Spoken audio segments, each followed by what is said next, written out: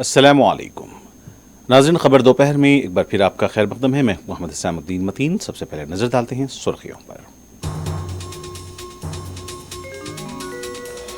N D A حکومت کی تیسری میعاد کی تشکیل کے بعد تلگو دیشم کی طرف سے اسپیکر اور کنوینر کے عہدے کے لیے دباؤ ڈالے جانے کی اطلاع۔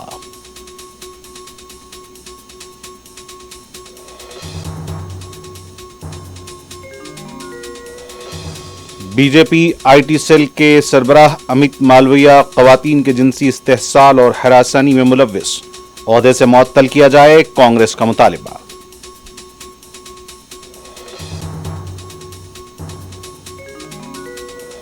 ریاسی دہشت گرد حملے کے ذمہ داروں کو بخشا نہیں جائے گا، مہلوکین کے ورثہ کو ایکس گریشیا کا ایل جی نے کیا اعلان۔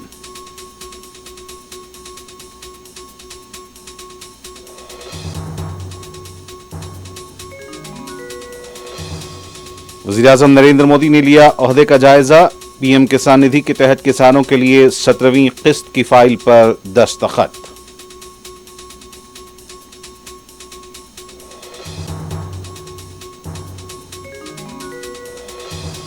بیرونی سربراہان دلی میں مصروف، صدر جمہوریہ اور مرکزی وزیر سبرامنیم جے شنکر سے ملاقاتیں۔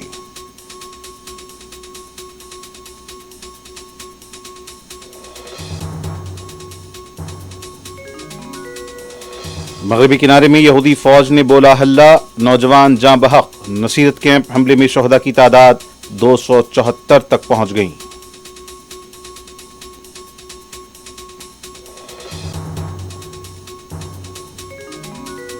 اور ارض مقدس پہنچے بندگان توحید کی، غزہ کے مظلوموں کے لیے دعائیں، بچوں اور خواتین کی شہادت پر جذباتی۔